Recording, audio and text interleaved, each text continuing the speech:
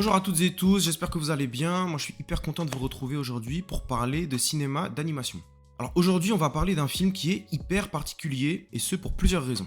Premièrement parce qu'il s'agit tout simplement du film d'animation le plus rentable de tous les temps.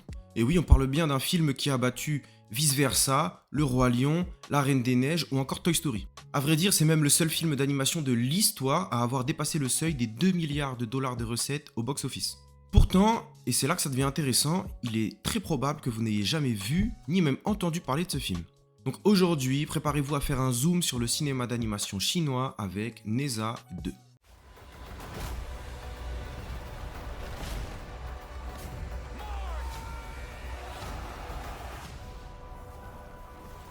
We will change my destiny!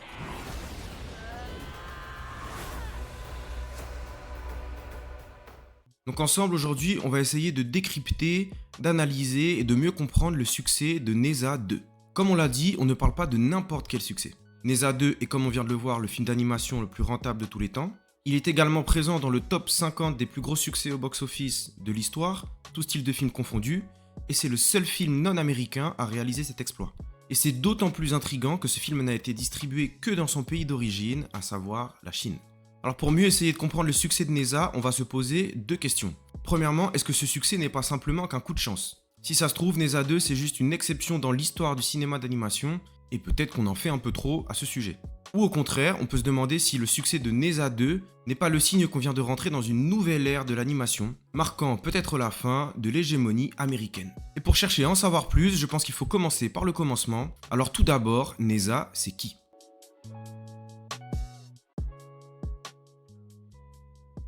Neza, c'est un personnage central de la mythologie chinoise.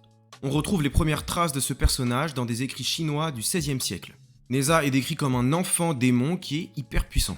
On sait aussi qu'il a un caractère très compliqué, puisqu'il est très perturbateur, il n'en fait qu'à sa tête, il n'écoute que lui, en gros Neza, c'est un petit con. Selon les textes et les époques, les représentations de Neza peuvent varier. Certains le décrivent comme ayant 3 têtes, d'autres 6 bras, et certains disent même qu'ils peuvent faire jusqu'à 20 mètres de haut. Et donc, au fur et à mesure des époques, on va voir différentes représentations de Neza, jusqu'à en voir les premières dans l'animation chinoise. Puisqu'en effet, Neza va vite devenir un personnage majeur des films et des dessins animés chinois. L'une des adaptations les plus importantes de Neza dans l'animation chinoise, c'est le film Le Prince Neza Triomphe du Roi Dragon, sorti en 1979. C'est vraiment essentiel de comprendre que la mythologie a une place hyper importante dans la culture chinoise. C'est pour ça que dans l'animation chinoise, on retrouve plein d'adaptations de récits mythologiques, parce que c'est une vraie source d'inspiration. Aujourd'hui, on parle de Neza, mais peut-être que vous connaissez aussi Sun Wukong, le roi singe, qui a eu lui aussi plein d'adaptations dans des films, dessins animés, séries et aussi des jeux vidéo. En gros, c'est un peu l'équivalent de nous en Occident avec des figures comme Hercule ou Thor. Donc voilà, maintenant j'espère que vous avez un peu mieux compris qui était Neza. Et maintenant, je pense qu'il est grand temps pour qu'on parle d'animation chinoise.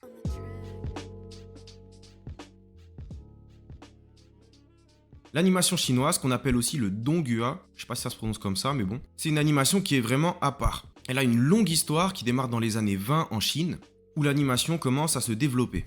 L'une des premières figures majeures de l'animation chinoise, ce sont les frères Wan. Les frères Wan, ils vont produire des dizaines et des dizaines de courts et longs métrages d'animation. Ils vont vraiment aider à développer cette industrie, et c'est notamment grâce à eux qu'on va voir apparaître de véritables chefs-d'œuvre d'animation. Donc ça c'est bien beau, mais ça ne dure qu'un temps, puisqu'à partir des années 60, Mao Zedong prend le pouvoir et instaure ce qu'on appelle la révolution culturelle. Donc la révolution culturelle, je suis pas hyper calé sur ce sujet, mais sachez juste que durant cette période, toutes les industries artistiques sont mises à l'arrêt ou bien détournées à des fins de propagande. Donc ça dure du milieu des années 60 à la fin des années 70, et c'est une période durant laquelle l'industrie de l'animation en Chine est vraiment laissée pour morte. Et donc, lentement mais sûrement, l'industrie chinoise va timidement reprendre ses activités au début des années 80. À partir de cette même période, c'est aussi intéressant de prendre en compte que la Chine commence à importer des œuvres d'animation étrangères, essentiellement japonaises et américaines. Et donc tout ça, ça nous emmène au début des années 2000-2010, où la Chine continue à produire des films, séries, dessins animés d'animation, mais rien qui vaille vraiment le coup d'œil. Par contre, on a un événement hyper important qui arrive en 2015, c'est la sortie d'un film, le film Monkey Kong Hero is Back. Comme vous l'avez compris, c'est une adaptation d'un personnage tiré de la mythologie, à savoir Wukong dont on a parlé plus tôt, et le film est un très beau succès en Chine. Il devient même à sa sortie le plus gros succès de l'animation chinoise. Le succès jusqu'ici jamais vu de ce film montre toujours l'intérêt des Chinois pour des histoires basées sur des récits mythologiques, et forcément ça va donner des idées à plein d'autres studios de production. Et c'est ainsi que 4 ans plus tard, en 2019, va arriver en Chine un film d'animation qui va tout changer, l'adaptation des histoires d'un enfant démon dont on a déjà parlé, Neza.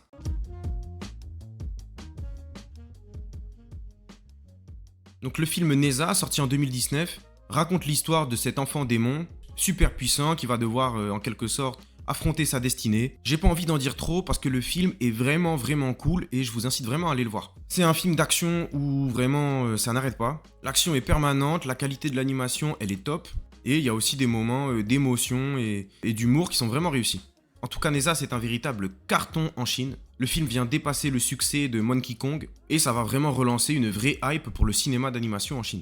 Dans la foulée, on a plein de films similaires qui s'inspirent de récits mythologiques qui vont sortir. On a par exemple White Snake en 2019, Jiang Xia en 2020, une autre adaptation de Neza en 2021 et Yang Jian en 2022. Après le succès colossal du premier film Neza, le studio de production Beijing Enlight Pictures commence à penser à une suite. Et c'est comme ça qu'on arrive en 2025 avec la sortie de Neza 2. Alors Neza 2, c'est pas juste un succès, c'est pas une réussite, c'est un véritable raz-de-marée. Le film devient en peu de temps le plus gros succès de l'histoire du cinéma d'animation en Chine, et comme on l'a dit en introduction, également le plus gros succès de l'histoire du cinéma d'animation dans le monde. C'est tout simplement du jamais vu.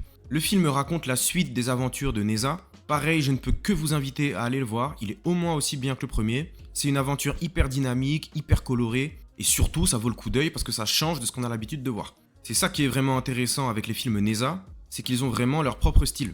Ils ne cherchent pas du tout à imiter le style d'animation du cinéma américain, ils font vraiment leur truc de leur côté, c'est vraiment à part. Donc sur le fond et la forme, ça n'a rien à voir, et c'est pour ça vraiment que ça vaut la peine. Et ce qui est tout aussi intéressant, c'est d'analyser la stratégie culturelle et économique derrière le succès de Neza. Vous l'avez bien compris, Neza c'est l'adaptation d'un héros de la mythologie chinoise, et comme la mythologie chinoise a une part hyper importante dans la culture, le personnage était déjà hyper identifiable auprès du public chinois. Donc ça donne un avantage conséquent, mais c'est pas tout. Quand on regarde un peu en détail les recettes qu'a généré Neza 2, on s'aperçoit que 99% de son chiffre d'affaires est fait à domicile en Chine. C'est-à-dire qu'en fait le film n'a jamais, ou très peu, été distribué en dehors de son territoire. Et ça en fait, ça va complètement à l'inverse des tendances qu'on voit dans le cinéma d'animation américain. Là où des gros studios comme Disney, Pixar, DreamWorks et autres cherchent le plus possible à exporter leurs films, la Chine fait tout le contraire. Et ça en fait pour moi, ça s'explique par une raison toute bête, à savoir la taille du marché chinois. Puisqu'en fait en Chine on a 1,5 milliard d'habitants, ça constitue déjà un public suffisamment large pour qu'un film atteigne son seuil de rentabilité. Donc en fait c'est même pas que la Chine ne veut pas exporter leurs films, c'est qu'en réalité ils n'en ont juste pas besoin. Et donc tout ça, ça nous emmène à notre conclusion, dans laquelle on va essayer de répondre aux deux questions qu'on s'est posées dans l'intro. Premièrement, est-ce que le succès de Neza est un coup de chance ? La réponse, bien évidemment, c'est non.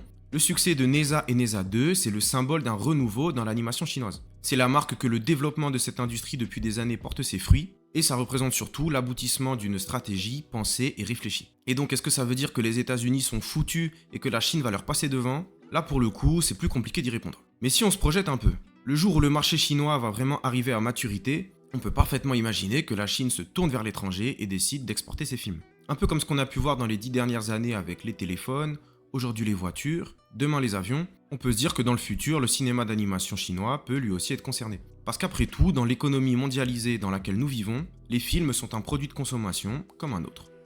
Comme je vous l'ai dit plus tôt, le but ici c'était pas de résumer ces films mais plutôt de vous donner envie d'aller les voir. Moi j'ai simplement apporté quelques informations et donné un peu de contexte. Si ça vous a plu, n'hésitez pas à vous abonner, à partager, à commenter, etc.